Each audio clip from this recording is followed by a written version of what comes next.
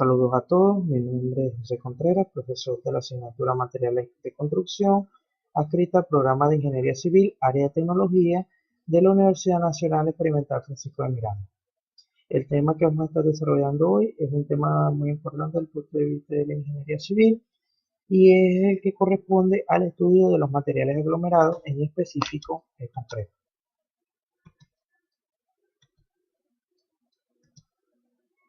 A modo de introducción, los materiales aglomerados son aquellos materiales conformados por un elemento aglomerante, en este caso un material cementante que se une con agua y sus propiedades hidráulicas permiten unir a elementos tales como los agregados pétreos. Ellos se pueden estructurar formando, en este caso, elementos prefabricados como son los bloques. Puede utilizarse para el friso o para la unión de otros elementos estructurales y pueden ser estructurados en elementos que finalmente pueden ser incorporados directamente a la construcción. El concreto se define como una mezcla de dos componentes, los agregados y la pasta. La pasta no es más que una mezcla de cemento y agua, y los agregados una combinación de agregado fino y agregado grueso en determinadas proporciones. Para poder conocer la cantidad específica de pasta y de materiales que deben ser agregados a la mezcla de concreto, pues debe aplicarse algún tipo de procedimiento de diseño y también aplicar procedimientos normativos para estudiar las características y propiedades de los materiales pétreos. Para lograr la calidad del concreto, en cuanto a resistencia y a durabilidad, pues debe preservarse una buena mezcla química entre la pasta y los materiales pétreos, de forma tal de que se complemente y se unan y produzcan un material totalmente resistente. La calidad de la pasta, es decir, la cantidad de o relaciones que puedan establecerse entre el material cementante y el agua, pues definirá en gran medida la calidad del concreto. El siguiente cuadro muestra los principales elementos constitutivos de las mezclas de concreto. En la parte superior se muestran lo que son las gravas y la arena, que representan los materiales pétreos, los materiales que aportan el mayor volumen de la mezcla de concreto y le confieren la resistencia. El cemento y agua conforman el material ligante, el material cementante, que va a unir a las gravas y arena para conformar un solo material. Y la parte de aditivos y adiciones pueden ser materiales que finalmente pueden incorporarse a la mezcla de concreto. Los aditivos mejorando las propiedades completas del concreto, bien sea a sus condiciones geológicas, los contenidos de agua, su resistencia final, la rapidez de fraguado, mientras que las adiciones pueden ser materiales que sustituyan o se incorporen a las mezclas de concreto para mejorar las condiciones de granulometría de la arena y grava y así producir una mejor densidad.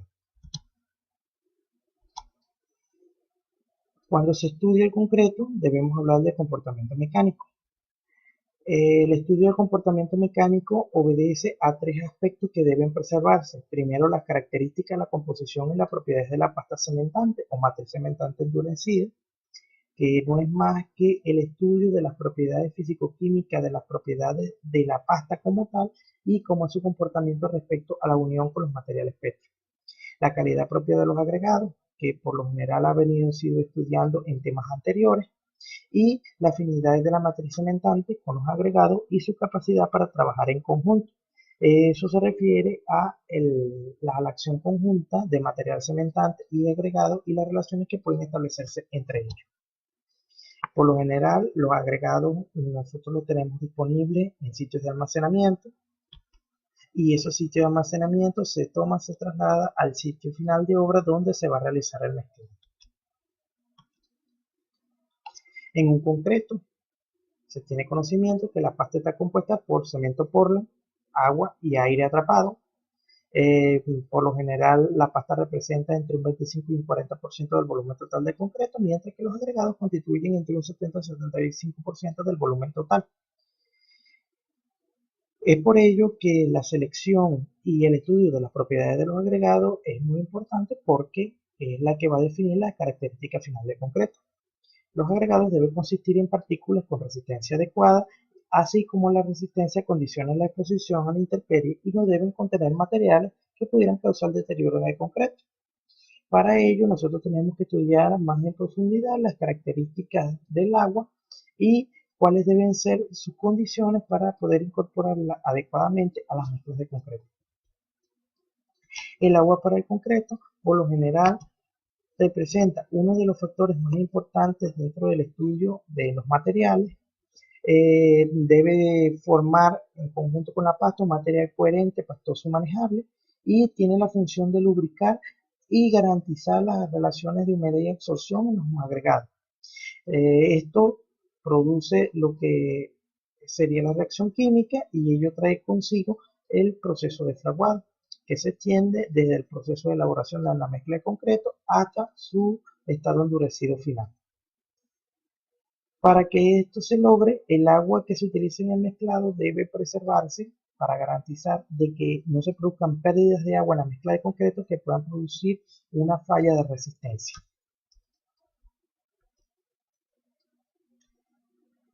Es muy común observar en obras de realización común cómo se realizan controles empíricos de las cantidades de agua, por lo general por métodos volumétricos y por el conocimiento del fabricante. Pero resulta ser que este tipo de operaciones es indebida, producen mezclas de concreto con defectos y por lo general requieren de algún tipo de proceso posterior para que puedan alcanzar adecuadamente la resistencia.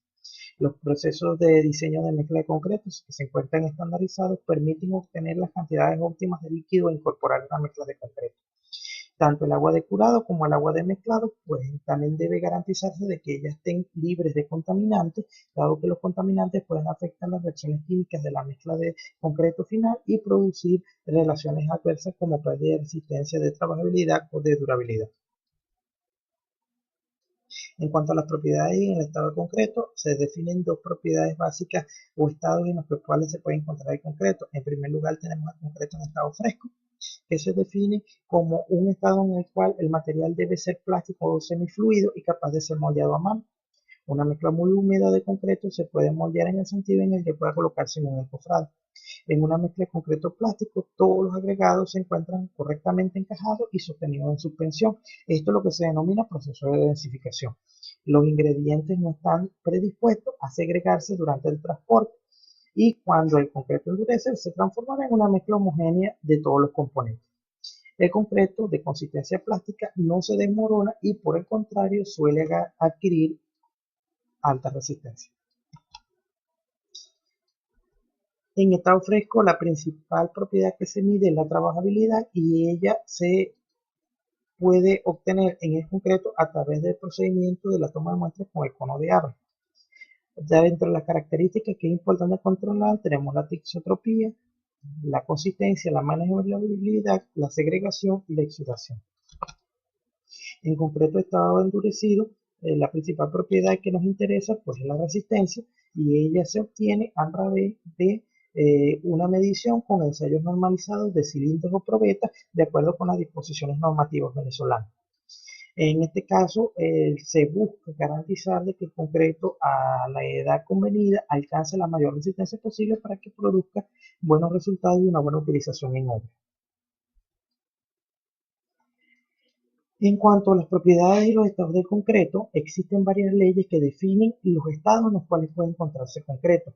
La primera ley que es importante estudiar es la ley del agua, que es la que está relacionada con el valor alfa, la relación agua-cemento, y ella establece que cuando mayor es la cantidad de agua, menor será la resistencia que se espera en el concreto.